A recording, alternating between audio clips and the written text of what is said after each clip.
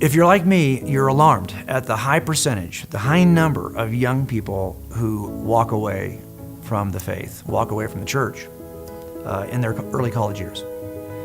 And if you were to survey those young people to see why they were walking away, you'd discover two things. They really have some intellectual doubts, that they've had unanswered questions that have bothered them. That's the biggest reason. There are other reasons, of course. Hypocrisy they see in the church, lack of good relationships with other believers. I get all that. But the largest group is going to say it's some form of intellectual curiosity or skepticism that was never answered.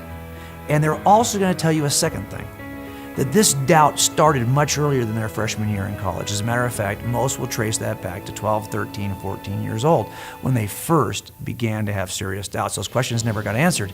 And they kept on going to church because we made them as their parents.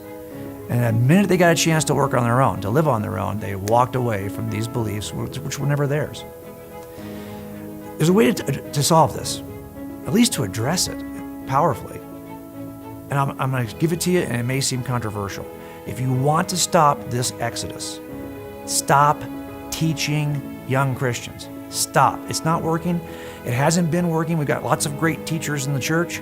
They've been teaching for generations, yet the problem's getting worse in terms of young people leaving the church. Clearly, teaching doesn't work. We need to stop it and start training. And there's a difference between teaching and training. Teaching is really the imparting of knowledge, right? Blah, blah, blah, blah, blah. This is how it's just talking. It kind of sounds like the old Snoopy cartoons where Charlie Brown's in school and the teacher's the one wah, wah, wah, wah, wah. Training is very different. Boxers train. First responders train. Why do we do that? Because we know we're going to have to get involved in a battle at some point. We're going to be on the street and we're going to need our training. We're going to have to press it into service. Boxers get fat between fights. Sorry, they do. Then they schedule a fight and they get in the best shape of their life on the eve of the battle. Why? Because the calendared fight is what turns the training into something meaningful. What's the difference between teaching and training? Well, there's many things, but one of the most important things is that we have to help schedule interactions, schedule the challenges, schedule the battle that'll turn the teaching we do all the time with our kids, whether we're in our homes or they're in their youth group, into training. You turn teaching into training with a calendar. You start calendaring these events and you will make a dramatic change. This is what we do when we train as first responders.